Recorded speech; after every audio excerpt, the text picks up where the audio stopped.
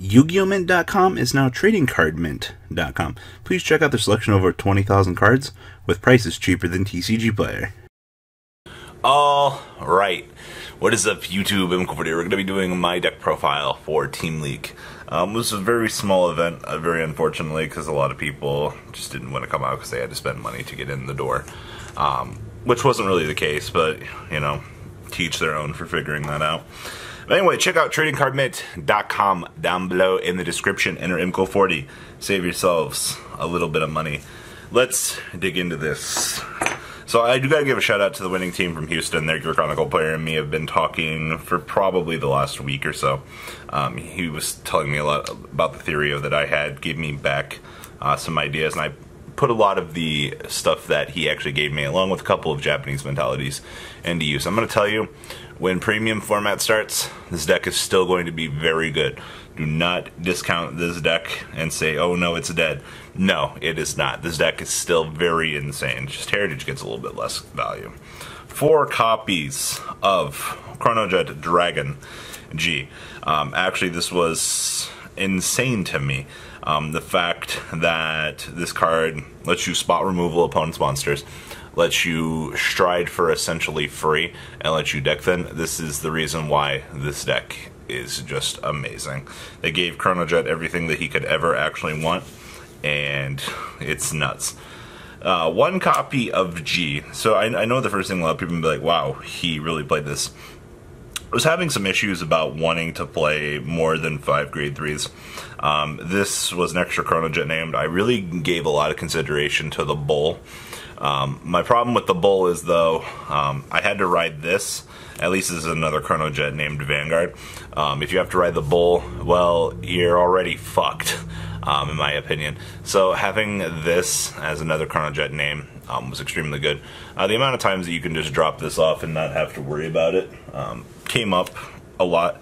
There was one game where every bound card would have been useful to have on the Vanguard circle, because I dust and failed round 1. We don't talk about that, but when your opponent hits a heal trigger and then hits a draw trigger from their 4-card hand that they should have died from with the multi-attacks, well, you know, sometimes life just happens. So this was actually a really good call. I'm incredibly happy with that. And then 1 slippery little snake. This card is so good. The amount of times I wanted 2 snake, but Gize is not really so dominant anymore. This was fine, actually. He's only really good for the mass countercharging if you need it and find yourself in that situation. If not, he just gets dropped off of the lucky Draco Kid. 4 copies of Mr. 10K base.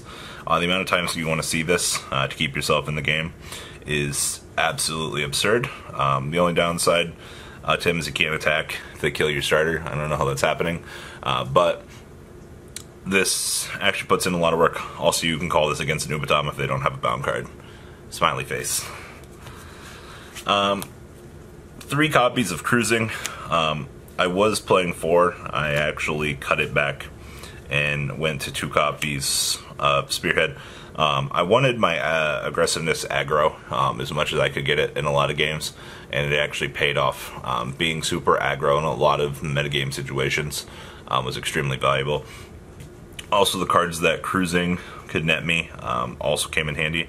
I just needed to make sure that I had a balance between these. That way I could go down whichever skill tree I needed, depending on the situations. Or, you know, if they had a 1-up time leap into, depending on the situation, aggro or conservative, for more resources, both. It was actually so insane. The MVP of my deck, 3 copies of Cala Bum. If you have to ride this, I'm sorry. It's risk versus reward. You are playing a shittier version of a card, but being able to spot removal those goddamn starters is what Cala Bum gives to you. Other than being an 8K, typically, most of the time, if I had to go first, my opponent would ride 1, attack me. Then we could call this out, get another attack. So one of the things I really like about Cala Bum is, you know, you don't have to throw your starter off to the side, but the thing is, he does allow you to take advantage of more attacks, and that's what I love. You know, it grants me more aggressiveness by answering the starter problem. So we take them where we get them. 4 copies of ARCA. Nothing to really say here. It is the best damn PG. Remember, Cala Bum and Heartthump are not ZTBs. 4 copies of Draco Kid. This is another way I like to be aggressive. Being able to do this and get your early stride fodder loaded up into the graveyard. Absolutely free, insane value. You have no complaints playing 4 of these. Well, you absolutely have to. You never really use this to stride. You're using just to load up other stride fodders into the graveyard and get a 7k booster or attacker to attack in the early game. It's the thing I found about this guy. It just forces the early game aggro. Having talked to the guy from Houston, he got me back on 4 copies of this. You need the soul in a lot of situations. I do hate to say that because I liked 3 of this, but having played 4, getting this tucked into the soul to draw an additional card for you to continuously answer the opponent's field, yeah, you need it. Also, if your opponent leaves a 0 out for you, you can time leap into this. Kind of absurd how many times that actually happens, but I mean, you have access to it. And 3 copies of this guy. Some builds are playing 4. I don't like 4. I think 4 isn't really correct. 3 was fine. I would have loved to have seen this more in my Gize matchup when we were playing for the ability to move on to top 4. Unfortunately, well, 1 went to the damage zone and one got healed off, so I guess they were both in damage zone, but just kind of unlucky things happen with these. Triggers. 4 copies of Heartthump. I love the fact that this gets tucked into the soul, draw a card. Wish it had more shield value, but you know what, hey, it's more fuel into the soul for what you need. 4 copies of Mr. Bind and Countercharge. You have to play it. Where is my Insanity card? This guy is the nuts. Why did they make this? I'll never know. Mr. Goat truly is the greatest of all time. Thank you, Goat, for serving me well. You are such a dumb card. And then 4 copies of Countercharging the Hamtaro. You have to play this. You need the soul or the Countercharge most of the time. And then our starter, Chronojet Z, giving us a look into another perfect world where resources are key. Now, Stride Zone. A few things I'm going to say about this. This card is cancer. I killed most of my opponents on the first stride. I think I heritaged twice all weekend out of everything. But being able to call out extra attackers to rush down your opponent is actually insanity.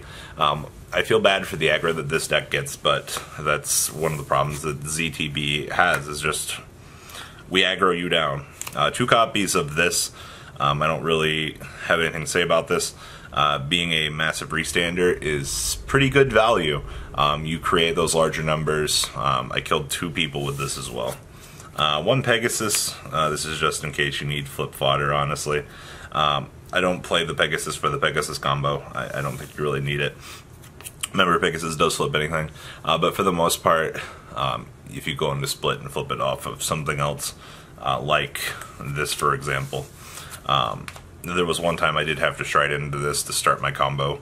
It was a really weird scenario, but also, yeah, the one time I did actually go into this was actually against Gize. I was counterblasting out. This does allow you to still interact. So you don't have to, you can still stride into this regular and flip over a copy of his ETB to still accelerate, which is actually pretty good. I'm kind of glad I played that. 1 copy of Heritage. You guys know how great this guy is. Taking an extra turn is free. If you get to 8, you can take 2 turns. 1 copy of Mr. Freeze. I used this against Gize. I needed to hit the critical. We did not hit the critical to kill our opponent, but shutting down 0s and 1s to come in for that fresh 1 to pass. Spicy Tech, I get why the OCG is playing it. It's super adorable. 1 copy of Dust. I hate this card with a passion, but you have to play it. 1 copy of Sabris. Once again, this is another one of those, hey, you need it for the extra win con. This card is absurd for what it is still. Remember, you can still stride into this. It's an act ability. You know, look at it. It says act on the card. Now, people are like, Sabris is bad new format. No, it's not.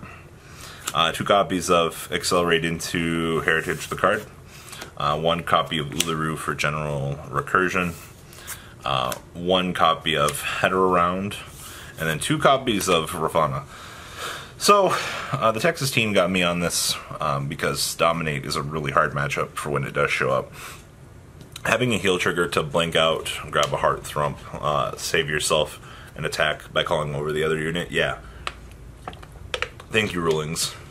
This was actually really good. I actually didn't expect this to come up as much as it did, and Rafana was actually a really good call. I'm actually extremely happy that I did play this, so not too damn bad. Well, that is our 3rd place ZTB deck list. Guys, if you have any comments, please leave them down below in the description.